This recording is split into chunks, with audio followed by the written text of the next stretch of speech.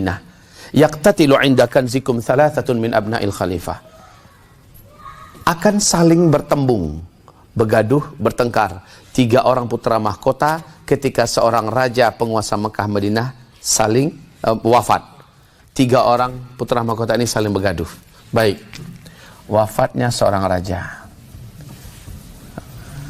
Kalau dalam hadis itu khilafah, kulumi abna'il khalifah, seorang raja. Oke. Bapak Ibu yang kami muliakan, saya sebutkan kepada Bapak Ibu sekarang. Coba perhatikan ini. Ini adalah Raja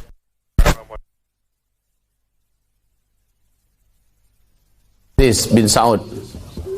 Raja Abdul Aziz bin Saud.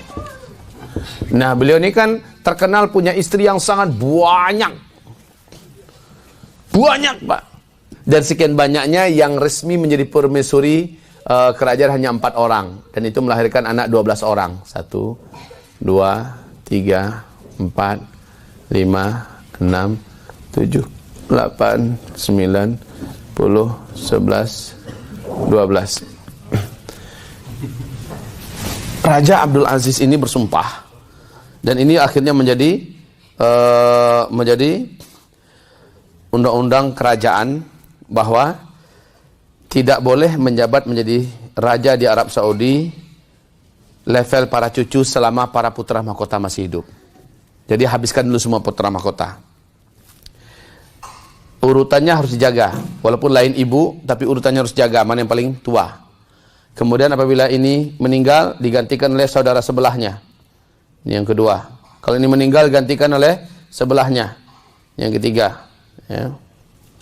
Nah, kita mulai coba ngelihat dari sini. Yang keempat adalah Faisal.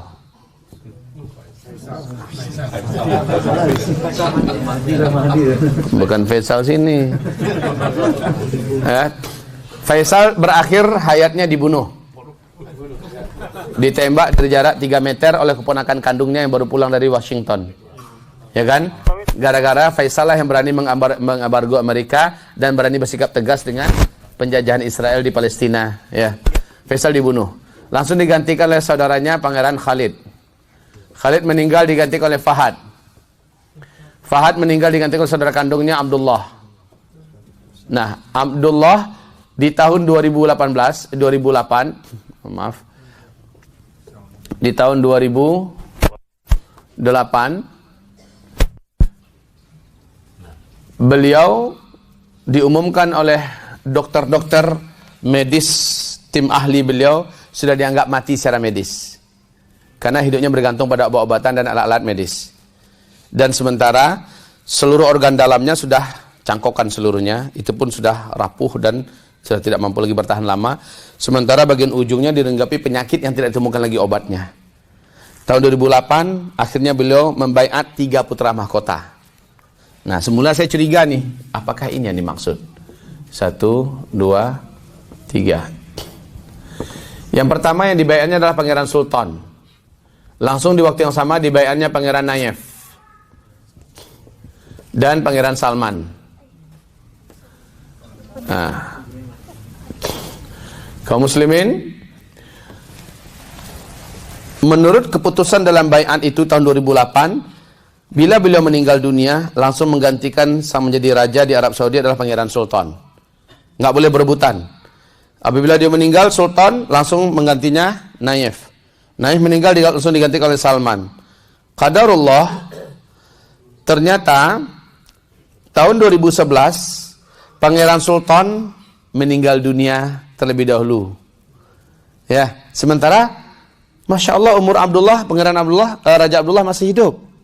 Kemudian Pangeran Nayef tanggal 6 Juni 2012 di London karena penyakit kanker, Pangeran Nayef meninggal dunia. Berarti yang tersisa cuma Salman kan? Nah, di sini ada 2 orang putra mahkota lagi. Yang ini bernama Talal, Pangeran Talal, dan yang ini bernama Pangeran Mukrin. Lah, 3 orang ini punya sifat yang betul-betul berlainan. Salman dari dulu, dari sejak remajanya terkenal anak santri. Ibarat kita, anak santri. akhlaknya bagus, komitmennya dengan ibadahnya tinggi, dan beliau sangat terkenal benci dan anti maksiat.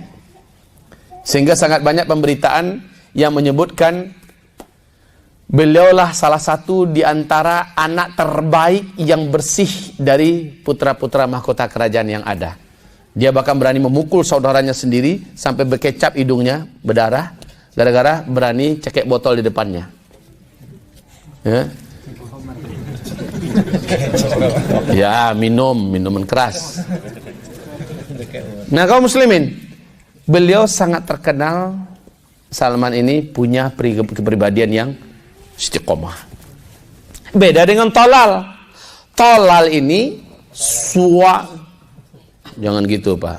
Masa beliau bilang tolol? Tolal. Tolal ini mentang-mentang berduit, otaknya encer di bidang uang, bisnisnya berkembang biak sehingga dia menjadi termasuk putra mahkota yang terkaya, termasuk bahkan anaknya sendiri, anak kandungnya Tolal ini, Al-Walid bin Tolal, orang terkaya nomor 5 dunia. Tolal ini nggak usah disembunyikan lagi dah. Satu dunia ini tahu, track recordnya sangat buruk, ahli berbagai macam jenis maksiat. Dan Salman tidak mau orang macam Tolal ini ke depan memimpin Arab Saudi. Makanya ketika Salman naik, Pangeran Tolal langsung dihapuskan namanya dari anggota keluarga kerajaan. Jangankan untuk menjadi putra mahkota yang menjadi raja setelahnya, anggota kerajaannya udah dihapus namanya, udah nggak dianggap lagi. Wah, Bapak terbayang nggak sakit hati apa yang terjadi itu? Karena dia tidak mau orang seperti Tolal ini yang memimpin Arab Saudi ke depan.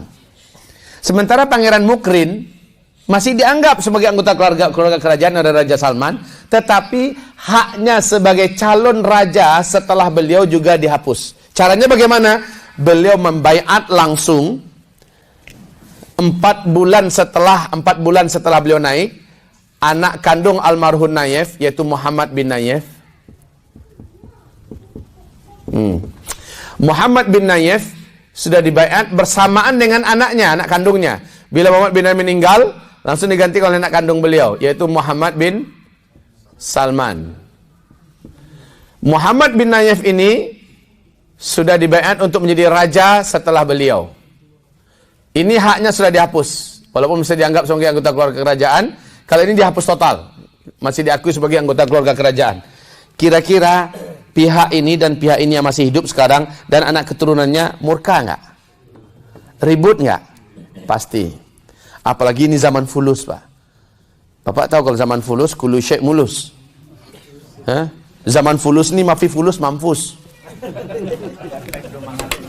Lah ini orang-orang kaya loh, yang berduit, orang bisa dibeli, senjata bisa dibeli, revolusi bisa diadakan. Dan sekarang berita terbaru memang ada upaya menggelembungkan kekuatan masing-masing kubu untuk perebutan kekuasaan. Bapak udah dengar berita ini belum? Hah? Ada upaya-upaya memperbanyak dan memperkuatkan kubu-kubu masing-masing untuk memperebutkan kekuasaan. La haula wala quwata illa billah. Akan terjadi, Pak, pertembungan 3 putra mahkota.